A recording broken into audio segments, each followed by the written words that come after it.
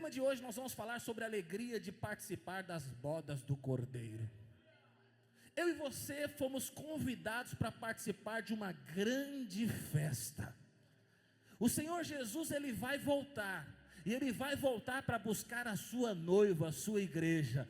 Ele é o noivo, a igreja é a noiva, e Ele vem buscar a sua noiva.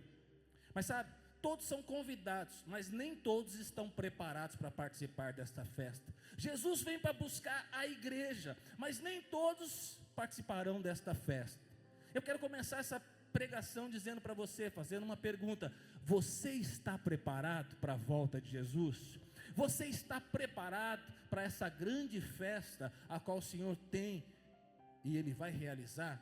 O Senhor então nos convida, Ele vai voltar, Ele vai vir buscar a sua igreja e Ele vai marcar um novo ciclo de eternidade. A igreja vai ser levada para ficar com Ele a eternidade. Diga: Maranata, ora vem Senhor Jesus. Nós vamos aqui pregar sobre Mateus 25, a partir do verso 1, falaremos sobre a parábola das virgens. E sabe, aqui nesse texto, Mateus 25, o Senhor, ele ministra duas parábolas.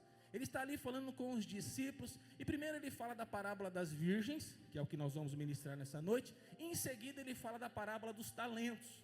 A parábola das virgens, o foco principal é falar da vigilância e a preparação da igreja para a volta do Senhor Jesus. Mas a parábola dos talentos, de forma objetiva, ela fala da diligência e da fidelidade, porque o Senhor vem buscar um povo fiel, e esse povo fiel receberá uma recompensa. Fala para a pessoa que está do seu lado: Deus tem uma recompensa para você. Tudo que você está fazendo não é em vão, ainda que você não receba elogio de homens, reconhecimento de homens, mas haverá um dia que o Senhor vai te entregar uma recompensa. Mateus 25, verso 1, então vamos ler a palavra de Deus, parábola das virgens, diz assim: e o reino de Deus é como 10 moças virgens, que com lamparinas na mão saíram para saudar o noivo. 5 eram tolas, guarda isso, 5 eram tolas e 5 eram prudentes. As tolas não levaram óleo de reserva para reabastecer as lamparinas. As prudentes, pensando nisso, carregavam vasilhas com óleo. O noivo demorou um pouco e todas dormiram. No meio da noite, alguém gritou. Olha o grito no meio da noite. A Bíblia diz que à meia-noite houve um grito: Ele está aqui, o noivo está aqui, saiam para recebê-lo. As 10 virgens saíram com as suas lamparinas. As virgens tolas disseram às prudentes: nossas lamparinas estão se apagando, empreste-nos um pouco de óleo. E as virgens prudentes responderam: não há o bastante para todas. Se querem óleo, vão comprar. Fala para o irmão que está ao seu lado: se você quer óleo, vai comprar. Verso 10: elas assim fizeram, mas ainda estavam fora comprando óleo quando o noivo chegou. As virgens que estavam a postos para saudá-lo foram para a festa, e a porta foi, diga comigo, a porta foi fechada. Mais tarde, as virgens tolas apareceram e bateram na porta, que havia sido fechada, e elas suplicaram: estamos aqui, Jesus, nos deixe entrar. O noivo, porém, perguntou: eu conheço vocês? Ai, ai, ai, acho que não. Portanto, fiquem atentos, vocês não sabem quando o noivo vai chegar. Diga glória a Deus. O Senhor Jesus, Ele virá buscar a sua noiva, a sua igreja. O texto que nós acabamos de ler descreve um casamento de alguém muito rico. Você já foi numa festa de rico? Num casamento de rico? Quem já foi aqui? Qual foi a melhor festa que você já foi? Aleluia. Então, aqui o que ele está discorrendo é uma grande festa, um grande banquete nupcial, de casamento, e é assim que o Senhor, Ele explica ali para os seus discípulos, ali na Palestina, Ele está explicando como será a sua volta. E aqui nós vemos então que Ele compara com a sua vinda como um casamento. Eu não sei como foi o processo para você casar. O meu processo foi o seguinte: corte, noivado e casamento. Talvez o seu processo foi o quê? namoro, noivado e casamento. E quando nós lemos a Bíblia e falamos sobre casamento, talvez a sua mente se reporta aquilo que você viveu do processo de você se casar. Mas sabe, aqui no Ocidente é dessa forma que nós fazemos, e na Igreja Batista Água Viva e na Vinha é corte, através da corte que nós nos casamos. Amém, irmãos? Mas lá na Palestina, onde o Senhor Jesus está falando com os seus discípulos, os discípulos entenderam muito bem o que Jesus estava explicando para eles. Qual é o processo, que o judeu passava para o casamento? Então, primeiro estágio que um judeu ele passava para se casar era o estágio onde havia os compromissos. Neste estágio, muitas das vezes, o noivo e a noiva nem participavam. O primeiro estágio era o estágio onde os pais do noivo e os pais da noiva se reuniam. E ali eles estabeleceriam ali, e negociavam o dote. Então, conforme as posses das famílias, era a forma de a família do noivo pagar, porque a noiva seria tirada da sua casa, e era a forma de demonstrar que o noivo tinha condições de sustentar a noiva. Aleluia. Quantos homens tem aqui? Aleluia. Você já pagou o dote da sua esposa, para o seu sogro, para a sua sogra? Não, aqui não, Então ali era o que? Era dado bois, ouro, era dado ali das suas riquezas, A família ali do noivo então entregava para a família do noivo e pagava ali, acertava e pagava o dote. Esse era o primeiro estágio, amém? O segundo estágio era o estágio do noivado. E no estágio do noivado, o noivo ia até a casa da noiva. Indo até a casa da noiva, o noivo fazia os votos.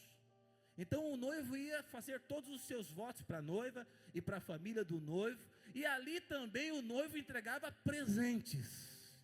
Irmão, casamento antigamente era mais caro do que hoje. Se o casamento é caro hoje, sabe, no compromisso, no noivado já ia muito dinheiro. Amém? E o terceiro estágio é o estágio que nós estamos lendo aqui na parábola das virgens. O terceiro estágio é o estágio onde a noiva ficava na sua casa, aguardando a vinda do noivo para se casar. Mas a noiva ela não ficava sozinha. Ela chamava as suas melhores amigas, as suas madrinhas, as suas testemunhas, as suas amigas, e elas ficavam em casa aguardando o noivo chegar. Então essas 10 virgens não são 10 noivas, é apenas uma noiva com as suas amigas. Que essas mulheres tinham, essas 10 mulheres, elas tinham somente uma obrigação, somente um compromisso: acompanhar a noiva, estar com as suas lamparinas acesas. Por quê? Porque o noivo estava na sua casa, ou em algum lugar onde seria festa, e o noivo também estava ali com os seus amigos, se preparando, e o noivo saía da sua casa, ia em cortejo, normalmente era à noite, você sabe que naquela época não tinha poste, luz, nada disso, então ele vinha em cortejo para buscar a noiva. Chegando na casa da noiva, vinha então a noiva com as suas testemunhas, com as suas amigas e com as suas lamparinas acesas, vinha durante todo o caminho para a casa do noivo ou para o lugar da cerimônia, aonde seria realizado o casamento. Tudo muito bom, tudo muito certo, se não tivesse um problema acontecendo aqui. Qual é o problema que nós vemos? O problema que nós vemos é que Jesus, que representa o noivo sai da sua casa para buscar a sua noiva. De repente alguém grita: o noivo está vindo, ele está chegando. O que as virgens estavam fazendo? Primeiro, dormindo. E quando elas acordam, assustadas, porque o noivo está chegando, 5 estão com as suas lamparinas acesas e possuem óleo extra. Mas 5, quando acorda, olha para as suas lamparinas, elas estão se apagando. E elas não têm óleo extra. Elas não teriam condições de fazer o cortejo para chegar até a festa. Então elas pedem emprestado para as suas amigas: me empresta o seu óleo. Mas as prudentes falam o seguinte: se eu te der o meu óleo, vai faltar para mim. O que eu trouxe é para a minha lamparina. Então vai comprar. E as 5 nécias, as imprudentes, saem correndo então para comprar o óleo. Mas meia-noite, naquela época, será que tem lugar para comprar óleo? Deveria ser algo muito difícil. E quando elas saem para comprar, Quando elas retornam, o noivo já chegou. O noivo já pegou a noiva. O noivo já saiu em cortejo com as 5 prudentes.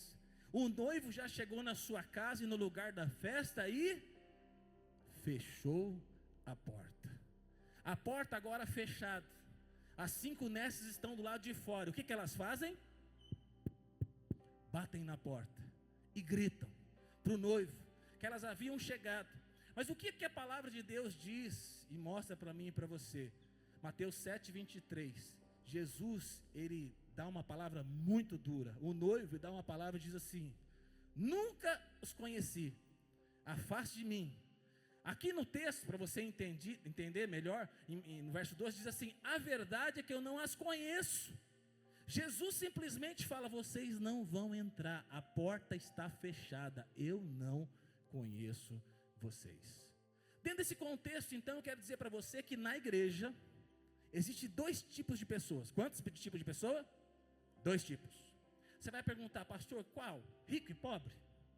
Sábio e não tão sábio assim? O capitalista e o socialista? Não. A Bíblia mostra para mim e para você que existe 2 tipos de pessoa na igreja: aqueles que estão prontos para a volta do Senhor Jesus e aqueles que não estão. E a pergunta é: de que grupo você faz parte? Você faz parte que está pronto para a volta do Senhor Jesus? Então, eu quero discorrer aqui com você o primeiro ponto. Primeiro ponto, Mateus 25, verso 1 diz assim: o reino dos céus será, pois, semelhante a 10 virgens que pegaram as suas candeias e saíram para encontrar o noivo. Primeiro ponto, Jesus convida a sua igreja para participar do majestoso banquete das suas bodas. Você foi convidado. Eu vim aqui para te trazer essas boas novas. Você foi convidado. Você tem o convite. Você foi convidado para entrar nesta festa. Fala para a pessoa que está do seu lado: você está convidado, irmão. Você está convidado para participar dessa festa. Aqui nós vemos então que nós estamos convidados. A Bíblia explica, a própria Bíblia. Então nós estamos pegando um texto e vamos ver o que é falado lá em Apocalipse. Em Apocalipse é dada uma revelação para João da volta do Senhor Jesus, Fernandão. E diz assim, Apocalipse 19:7 diz assim: regozijemo-nos, vamos alegrar-nos e dar-lhe glória, pois já chegou a hora do casamento do... Quem é o cordeiro? Jesus. E a sua noiva já se aprontou. Quem é a noiva? A igreja. Para vestir-se foi-lhe dado um linho fino, brilhante e puro. O linho são os atos justos dos santos. E o anjo me disse para quem? Para João. E o anjo me disse: escreva: felizes os convidados para o banquete do casamento do Cordeiro. E acrescentou: estas são as palavras verdadeiras de Deus. Felizes são os convidados para o banquete. Felizes são os convidados para as bodas do Cordeiro. Irmão, João ficou tão impactado. É interessante, você quando estuda a Bíblia é maravilhoso. Não para aí. João ficou tão impactado que no verso 10 é o que ele faz. João: então caí aos pés para adorá-lo. Mas ele disse, o anjo: não faça isso. Sou servo como você e como seus irmãos que se mantêm fiéis ao testemunho de Jesus. Adore a Deus. O testemunho de Jesus é o espírito da profecia. Irmão, João teve uma visão tão poderosa. João ficou tão impactado ao saber que foi convidado para participar das bodas do Cordeiro, que ele cai e começa a adorar o anjo. O que ele entendeu que nós não entendemos ainda? Nós fomos convidados para participar de uma grande festa das bodas do Cordeiro. A minha oração, irmão, é para que Deus abra o nosso entendimento nesta manhã, que nós já fomos convidados. E que para nessa manhã, que nós possamos estar preparados para essa grande festa, para a volta do Senhor Jesus. A volta do Senhor Jesus é a maior esperança da igreja. Nós não fomos convidados para participar de qualquer festa. Nós fomos convidados para participar do maior banquete da história, da reunião, da festa mais importante do universo. Aleluia. Eu já participei em festas chiques, eu lembro de algumas, né? Uma das que eu achei que foi muito chique foi os 50 anos do pastor Aloysio. Que festa chique, que lugar legal, só tinha gente importante lá. Também fomos numa festa, né? Uma festa que é deputado Carlos Bezerra, que é pastor também. Fomos na festa dele também de 50 anos. Que festa chique, só gente importante. Glória a Deus. Já tivemos também festa, reunião com o governador. Que festa chique, que jantar maravilhoso. Tem coisa que você não sabe nem por onde começa para comer. Já foi alguma festa chique? Irmão, essas festas não tem nada a ver com a festa que você foi convidado para participar do banquete do Cordeiro. Você foi convidado para participar da maior festa da história do universo. Jesus, Ele está preparando essa festa. Jesus, Ele está a preparar esse banquete. Diante de tantas celebrações vazias, diante de tantas festas onde Jesus não está, Ele está dizendo para você: eu tenho preparado para você uma festa grandiosa. E o seu lugar, Ele quer que o seu lugar esteja garantido lá. Sabe, nós estamos aqui em culto. Eu vou dizer para você, esse culto é uma preparação para a festa. Eu quando fui nessas festas, eu preparei a roupa. Você sabe que festa assim, você não pode ir com qualquer roupa. Quantas mulheres tem aqui? Tem que comprar um sapatinho novo, não é? Tem que comprar, sei lá, uma correntinha nova. É a oportunidade também de você usar o cartão do marido e gastar o seu cartão também. Amém, irmãs? Então, para ir para uma festa importante, nós não vamos de qualquer jeito. Presta atenção. Para ir para a festa das bordas do Cordeiro, nós também não vamos de qualquer jeito. O Senhor virá buscar a sua noiva, a sua igreja, de vestes brancas, adornada e preparada para esta festa do Senhor. Em segundo lugar, a igreja deve se preparar adequadamente para desfrutar da alegria do Senhor. Por quê? Porque o Senhor Jesus vem e Ele virá. No verso 2 a 5 diz assim: 5 delas eram insensatas e 5 eram prudentes. As insensatas pegaram as suas candeias, mas não levaram óleo. As prudentes, porém, levaram óleo em suas vasilhas, junto às suas candeias. O noivo demorou a chegar, e todos ficaram com sono e adormeceram. O que eu estou pregando para você aqui é dentro da teologia reformada, que é aquilo que o pastor Silvio tem prega, que é o que nós acreditamos. A teologia reformada explica, né, a ênfase dela é falar sobre a soberania de Deus. Diga comigo, soberania de Deus. E a perseverança dos santos. Então aqui o que nós estamos vendo é que essas virgens que estavam preparadas são virgens que permaneceram fiéis até o fim.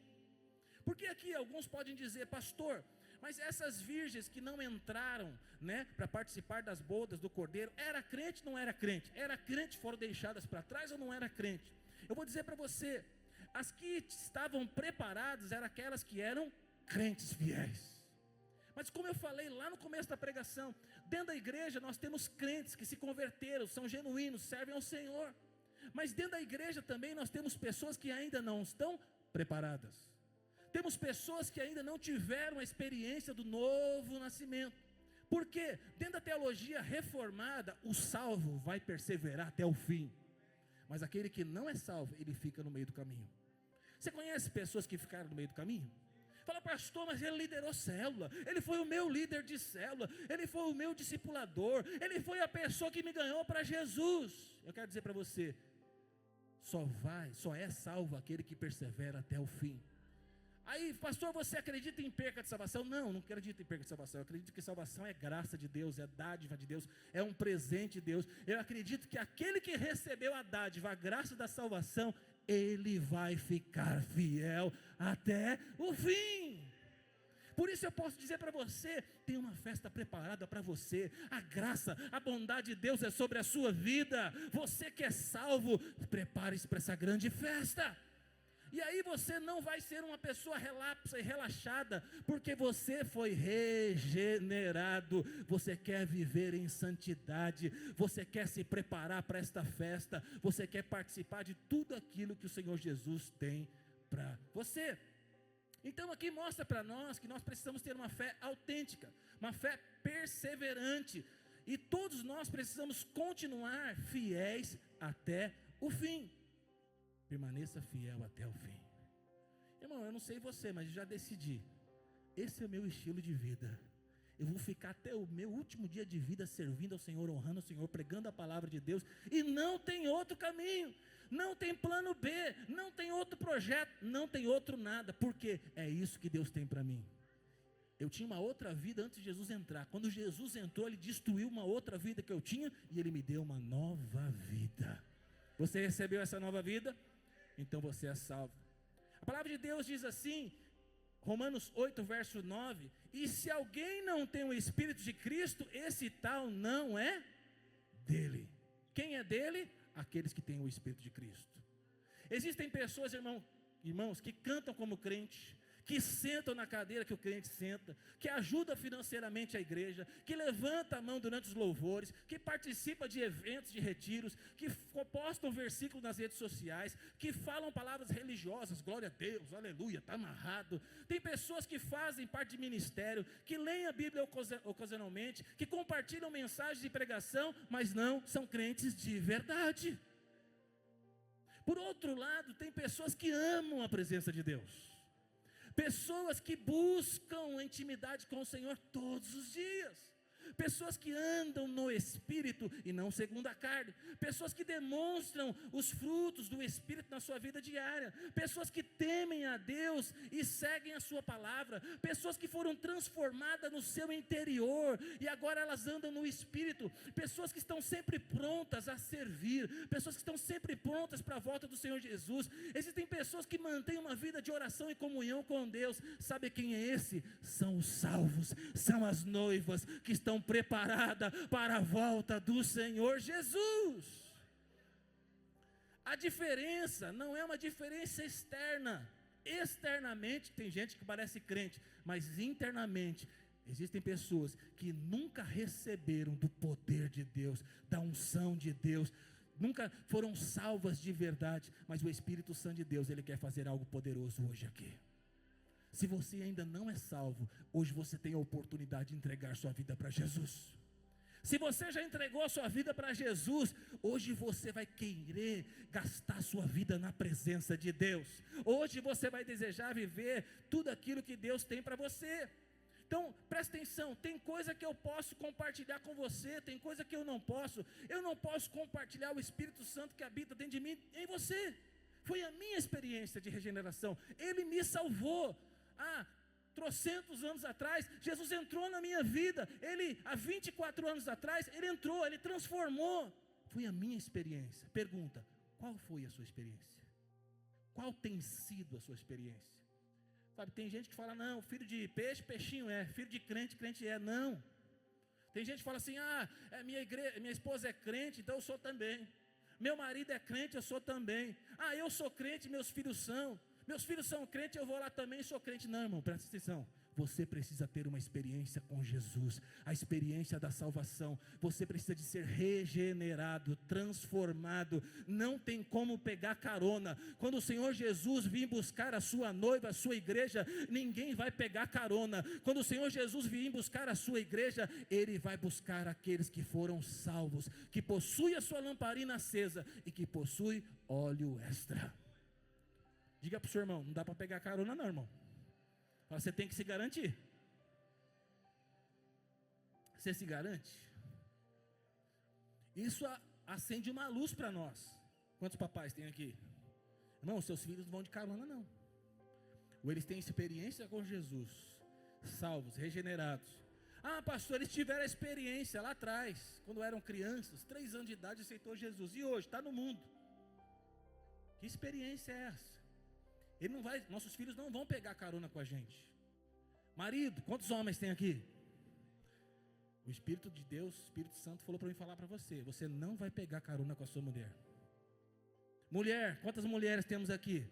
Você não vai pegar carona com o seu marido. Presta atenção. O Senhor Jesus vem buscar aqueles que estão preparados. O Senhor Jesus vem buscar a sua igreja. Muitos, infelizmente, parecem crentes, mas não têm uma vida transformada, uma vida abundante que o Senhor tem preparado. As prudentes, porém, se preparavam, elas tinham provisão, enquanto as nécias esperavam com presunção. Então presta atenção, as primeiras são as que são prevenidas, as últimas são aquelas que não se preveniram. As prudentes tiveram preocupação adequada, enquanto as nécias tiveram desespero quando a chapa esquentou.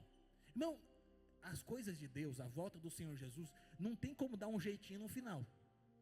Sabe, às vezes a gente fala o seguinte: ó, estou aqui, tudo bem e tal, mas quando a trombeta tocar, quando, sabe, Jesus lá no último minuto, aí eu vou, pastor. Possivelmente você não vai. Possivelmente não vai dar tempo. Então eu e você precisamos estar preparados.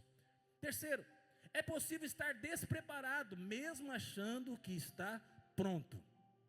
No verso 6 diz assim: à meia-noite, diga comigo, meia-noite, ouviu-se um grito, o noivo se aproxima, saia para encontrá-lo. Então todas as virgens acordaram e prepararam as suas candeias. As insensatas disseram aos prudentes: dê-me um pouco do seu óleo, pois as nossas candeias estão se apagando. Elas achavam que estavam preparadas. Elas estavam tão tranquilas que elas estavam dormindo.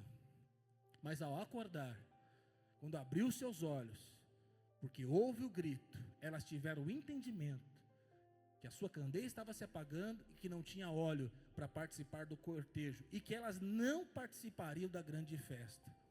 Eu e você, é uma palavra de exortação, podemos estar nessa condição. A palavra de Deus nos alerta para que eu e você não esteja despreparado. Jesus à meia-noite veio e ouve o grito, o noivo se aproxima, saiam para encontrá-lo. Presta atenção, a hora que nós menos esperamos, Jesus vai voltar. A hora que a igreja menos espera, Jesus vai voltar. E vou dizer para você, hoje está mais próximo do que ontem. Hoje está mais próximo do que 24 anos atrás. Então, faz 24 anos que eu estou esperando a volta do Senhor Jesus. Quantos anos está esperando, pastor Paulo, a volta do Senhor Jesus? 60 e alguma coisa anos esperando a volta do Senhor Jesus. Presta atenção, está próximo a volta do Senhor Jesus. Eu acredito que Ele virá na nossa geração. E todo pregador que prega o evangelho, a palavra toda, ele vai dizer para a igreja, ele vai dizer exatamente o que eu estou dizendo para você: Jesus está voltando, fique preparado. Não falta nada acontecer para que Jesus volte. Eu e você temos que saber o seguinte: tem uma parte que é minha, tem coisa que eu posso fazer para você, irmão. Eu posso orar, eu posso te aconselhar, eu posso te motivar, essas coisas eu posso fazer e você pode fazer comigo também, amém? Mas tem coisa que eu não tenho como fazer. Eu tenho um nível de unção, você tem um nível de unção, e aquilo que eu oro todos os dias, faço devocional aqui de manhã, a gente ora, os pastores estão aqui orando. Então eu estou construindo algo na presença de Deus, eu estou recebendo algo, eu estou enchendo minha lamparina, e é algo que eu tenho que fazer todos os dias, porque eu tenho, não, é porque é meu novo estilo de vida, é o que eu amo fazer, é que minha natureza foi mudada. Outrora eu gostava de outras coisas, mas hoje eu gosto da palavra de Deus, da unção de Deus, de culto, de reunião, de célula, de estar com os irmãos. Por quê? Porque eu gosto de viver o estilo de vida da igreja, eu gosto de ser cheio do Espírito Santo. Quantos estão comigo nisso? Sabe, então eu não tenho como transferir isso para você. Eu estou enchendo a minha lamparina, eu estou buscando ao Senhor. Não tem como eu transferir isso para você, não tem como você transferir isso para os seus filhos, não tem como outra pessoa transferir para você. Então você precisa buscar ao Senhor todos os dias. Como que você vai viver o seu dia hoje? Aguardando a volta do Senhor Jesus. Tem algo que você faria diferente se Jesus fosse voltar segunda-feira, 5 horas da manhã? Tivesse marcado, vou voltar. Pastor, eu vou orar, eu vou buscar, eu vou liberar perdão para uma pessoa ali, eu vou pagar uma dívida lá. Irmão, faça isso urgente, porque Ele está voltando. Não sabemos o dia e a hora, eu e você precisamos estar preparados. Spurgeon, ele alerta, ele diz o seguinte: é uma pena que alguns somente buscarão abastecer a sua lâmpada quando estiverem para morrer, ou quando o sinal do Filho do Homem aparecer no céu. Mas se buscarmos fazer esse trabalho sem o Espírito ou a graça de Deus, isso resultará em uma falha eterna. Tem gente que fala o seguinte: pastor, eu acredito que no último momento vai dar tudo certo. Será? Tem gente, irmão, que vive uma vida inteira negando a Cristo. E talvez você já ouviu isso de algum pastor, mas está errado. Ah, mas lá no leito do hospital, no último minuto, a pessoa nem estava consciente direito, ela deu 2 piscadinhas, foi salva. Será? Vivi uma vida inteira sem o Senhor. Então eu não posso basear a minha vida naquilo que eu acho. Eu tenho que basear a minha vida na palavra de Deus.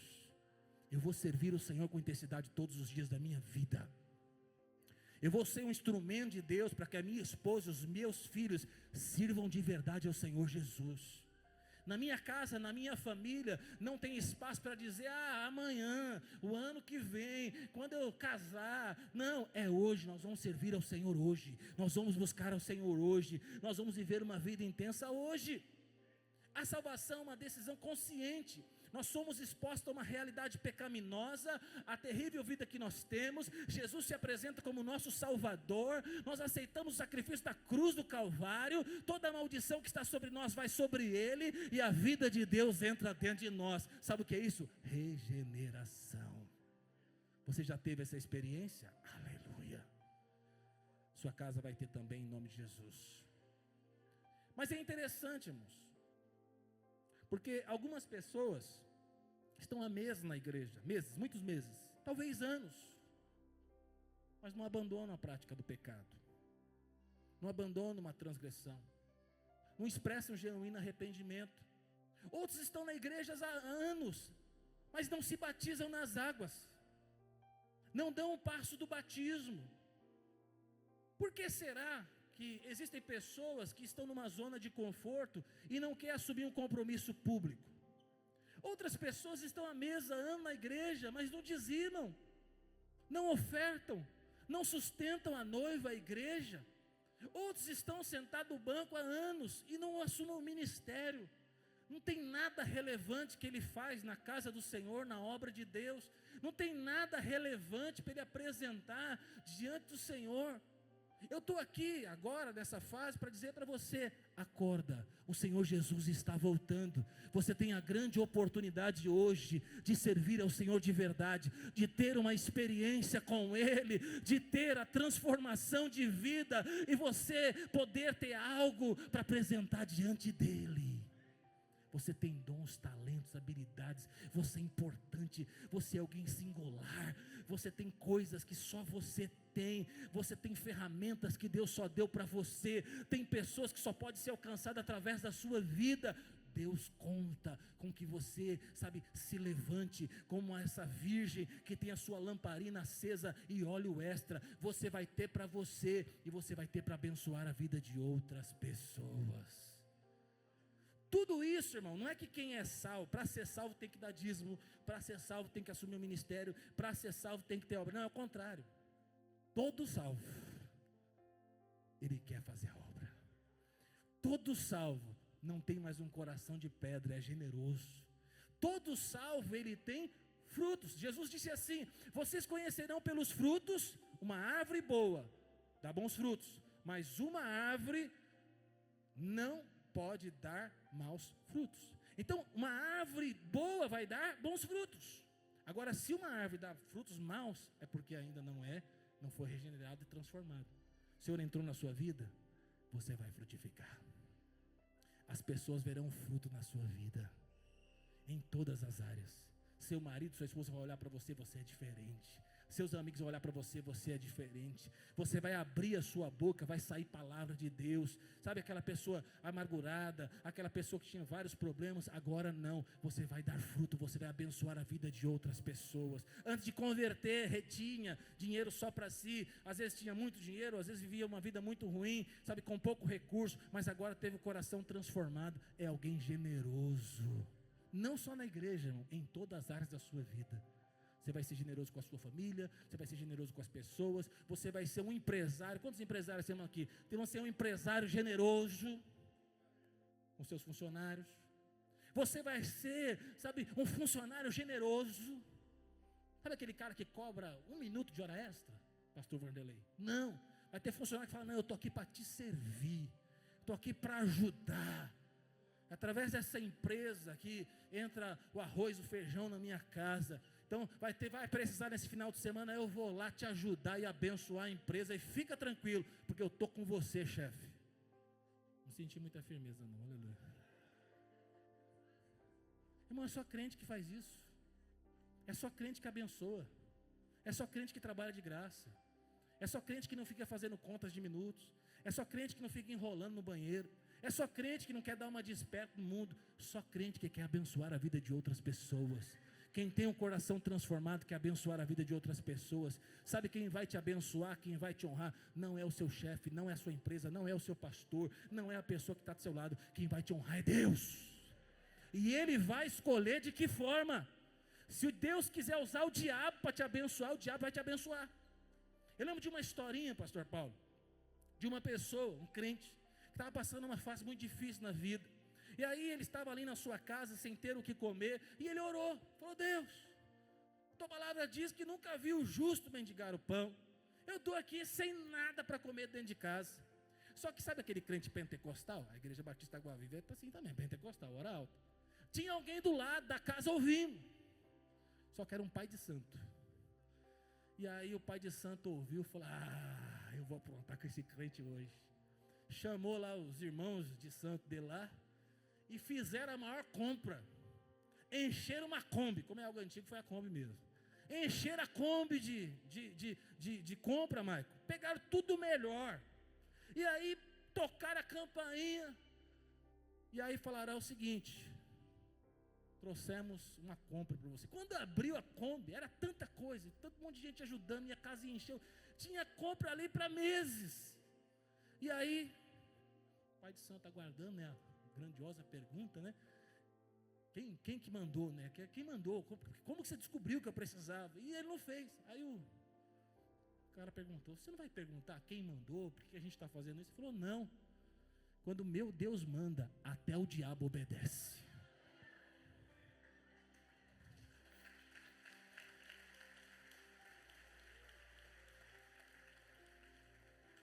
Eu não sei aonde está aquilo que você precisa, mas eu estou aqui para dizer para você: servir ao Senhor vale a pena.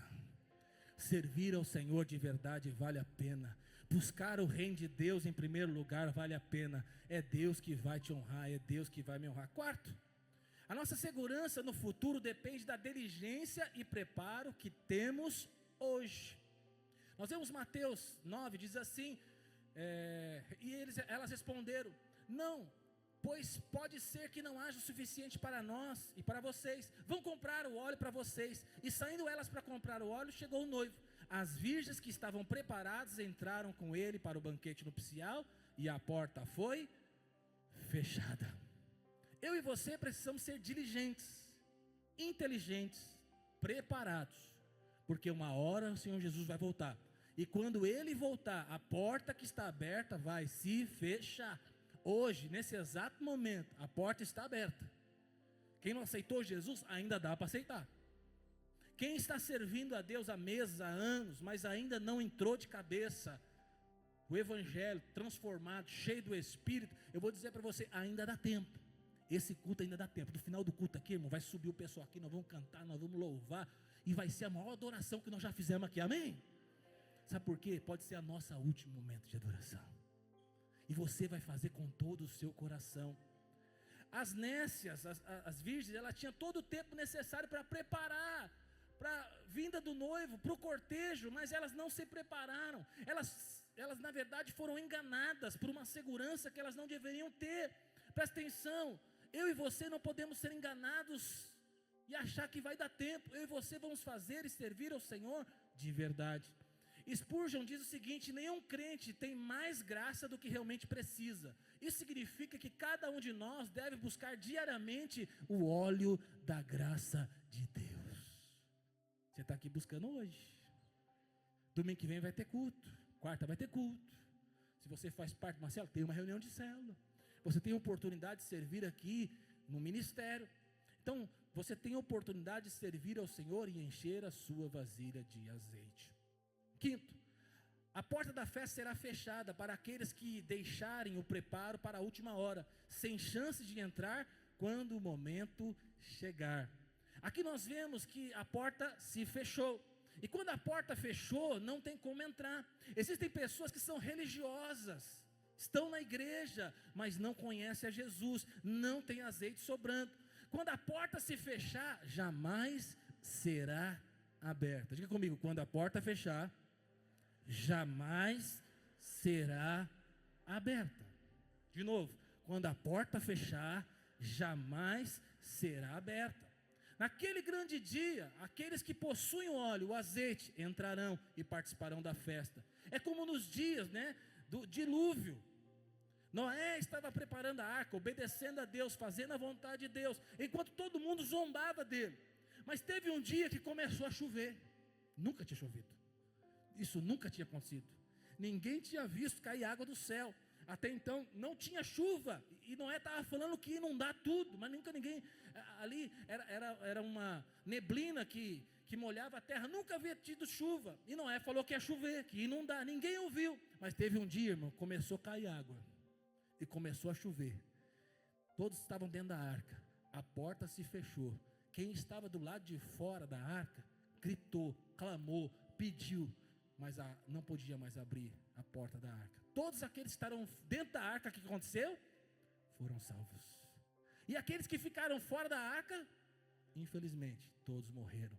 Presta atenção, hoje a porta da arca está aberta, porta de salvação, porta para participar das bodas do Cordeiro, porta para viver tudo aquilo que Deus tem para você. A mensagem da parábola é clara: Cristo, o noivo, está vindo. Isso significa que nós devemos permanecer acordados e prontos. Por quê? Porque Ele vai vir. É importante que nós tenhamos nossas lamparinas acesas, mas também nossas vasilhas de óleo cheio. A Bíblia diz assim: esforcem-nos para entrar na porta, a porta é estreita. Não servir a Jesus é orar, é jejuar, é ler a palavra, é perdoar sua esposa, perdoar seu marido, caminhar a segunda milha, sabe, é orar por pessoas, é ajudar pessoas. Servir ao Senhor é viver uma vida transformada. O Senhor é aquele que abre a porta, e Ele também é aquele que fecha a porta. A porta que Ele abre, ninguém pode fechar, mas a porta que Ele fecha, ninguém pode abrir. Sexto e último, devemos aguardar a volta do nosso Senhor Jesus com constante vigilância, sempre preparados, pois não sabemos o momento exato da sua chegada. Para fechar, eu preciso tirar algumas coisas da sua cabeça. Muitas pessoas têm falsas expectativas, e talvez porque você ouviu alguns pastores pregando, e você acredita no que eles falaram, mas eu estou aqui para desconstruir isso. Muitos teólogos, tem uma linha teológica que fala, para Jesus voltar tem que construir o templo, e aí fica olhando lá para Jerusalém, onde tem uma cúpula, nós já fomos lá, né, pastor Paulo, e acha que tem que derrubar aquela cúpula para construir o templo para Jesus voltar. Mas eu estou aqui para dizer para você que na visão reformada, que é o que o pastor Chico tem pregado, e eu também, e os tradicionais pregam, é o seguinte, irmão, o templo foi destruído no ano 70, o general Tito, com o Império Romano, destruiu tudo aquilo lá. Jesus disse, em Mateus, que aquilo seria destruído, essa profecia já se cumpriu. Aí você fala, pastor, mas tem que construir o templo, aquele templo tem que ser profanado e tudo isso. Presta atenção. Na visão reformada, aquilo já, o abominável da desolação, que é ali, nós entendemos que é quando Roma, sitiou ali o templo e destruiu o templo, isso já se cumpriu. A questão do homem da iniquidade, que é sentar no templo, e profanar o templo, nós, a visão reformada, também entendemos que isso já aconteceu. Quando os romanos entraram lá no Santo dos Santos, já foi profanado também. Aí você fala, pastor, mas e a construção do templo? Irmão, a construção do templo foi Jesus mudou de endereço, Ele veio morar dentro de você. Já foi construído. O templo agora não é feito mais por mãos humanas. Não são mãos humanas que vão construir o templo já foi construído. Tudo no Novo Testamento não fala mais de prédio, não fala mais de coisas palpáveis. O Novo Testamento fala de coisas espirituais, elevadas e eternas. Então aqui para dizer para você que não falta nada para o Senhor Jesus voltar. Talvez eu colocaria uma pitada minha falando, só falta uma coisa: nós estamos na maior geração de vivos, e Jesus só não voltou ainda. Aí eu que estou falando para vocês, você pode descartar. Jesus só não voltou ainda porque falta algumas pessoas serem salvas. O Senhor Jesus conta com a igreja. responder ao chamado do ID, responder o chamado de brilhar nesta geração com seus dons e talentos, para que essa geração seja alcançada, o máximo de vidas sejam ganhas, para que Ele possa voltar. Ele voltará. Então não tenha uma falsa expectativa. A nossa expectativa, a nossa esperança não está em algo que ainda vai acontecer, não está em algo físico, e sim em algo espiritual. Mateus 25:3 diz assim: portanto fiquem atentos, vocês não sabem quando o noivo vai chegar. Ele voltará, Ele certamente voltará, Ele brevemente voltará, Ele pessoalmente voltará, Ele visivelmente voltará, Ele audivelmente voltará, inesperadamente voltará, repentinamente voltará, de forma gloriosa Ele virá buscar a sua igreja. O noivo que te convidou para um grande banquete, Ele está vindo. Eu estou aqui para dizer nessa manhã: o noivo está vindo, Ele está chegando, Ele virá buscar a sua noiva. Aplauda o Senhor, fique de pé. O Senhor Jesus está voltando.